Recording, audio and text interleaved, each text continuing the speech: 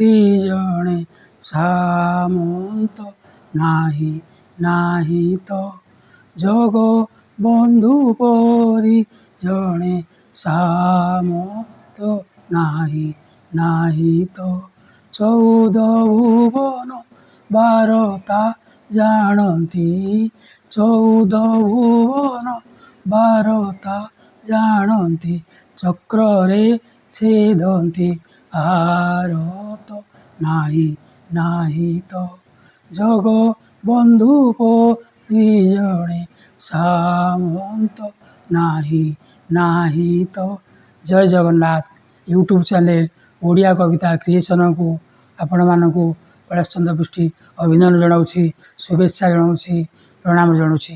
ଆଉ ଦିନ ପରେ ଜଗନ୍ନାଥ ବଳଭଦ୍ର ସୁଭଦ୍ରାଙ୍କର ବିଶ୍ୱ ପ୍ରସିଦ୍ଧ ରଥଯାତ୍ରା ଅନୁଷ୍ଠିତ ହେବ। ଲକ୍ଷ ଲକ୍ଷ ଲୋକ ଏହି ଯାତ୍ରାକୁ ଉପଭୋଗ କରିବେ। ଏହି ଅବସରରେ ମୁଁ ମୋର କବିତା ନୀଳାଦ୍ରିନାଥ ଜଗନ୍ନାଥ ଆପଣମାନଙ୍କୁ ଆବୃତ୍ତି କରି ଶୁଣାଉଛି। କବିତା ନୀଳାଦ୍ରିନାଥ ଜଗନ୍ନାଥ, କବି କୈଳାସ ଚନ୍ଦ୍ର ପୃଷ୍ଟି, ନବୀନା ବାଗ।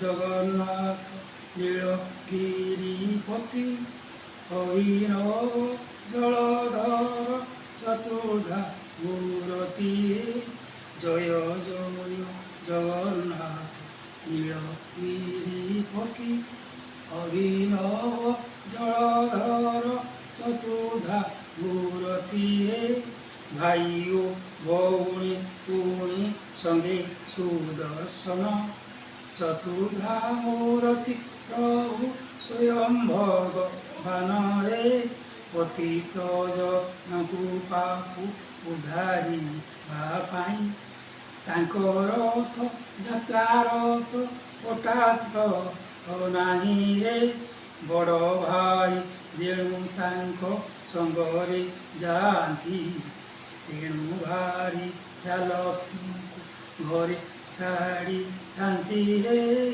ମାଉସୀ ବାପା ସେ ତ 9 ଦିନ ପାଇଁ ଅମୃତ ଭୋଜନ ସଙ୍ଗେ ପୋଡ଼ ପିଠା ଖାଇ ହେ ଲକ୍ଷ୍ମୀଙ୍କୁ ଯେଣୁ ସେ ତ ଯାନ୍ତି ଗୃହେ ଛାଡ଼ି ଲକ୍ଷ୍ମୀଙ୍କ ରାଗ ତ ଯାଏ ପଞ୍ଚମରେ ଚଢ଼ି ହେ ହେରା ପଞ୍ଚମୀ ତିଥି ରାତିରେ ଲକ୍ଷ୍ମୀ ଯାଇ ରଥ କାଠ ଭାଙ୍ଗି ଦେଇ ଆସନ୍ତି ପଳାଇ ହେ ବାହୁଡ଼ା ଦଶମୀରେ ପ୍ରଭୁ ଆସି କରି ବାହୁଡ଼ା ଦଶମୀରେ ତ ପ୍ରଭୁ ଆସି କରି ପ୍ରଭୁଙ୍କ ବିଷ୍ଟ ବଚନେ ଲକ୍ଷ୍ମୀ ରୋଷ ଛାଡ଼ି ହେ ରଥରେ ବାମନ ରୂପୀ ସେହି ଭଗବାନ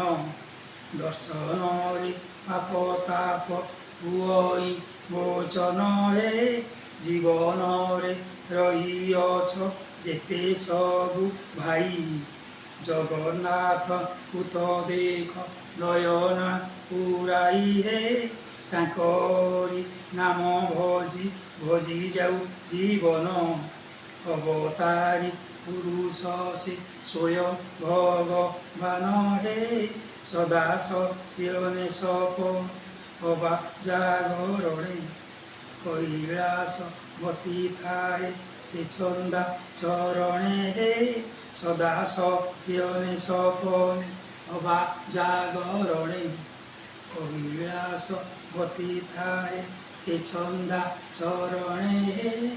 ଜୟ ଜଗନ୍ନାଥ, ଜୟ ଜଗନ୍ନାଥ।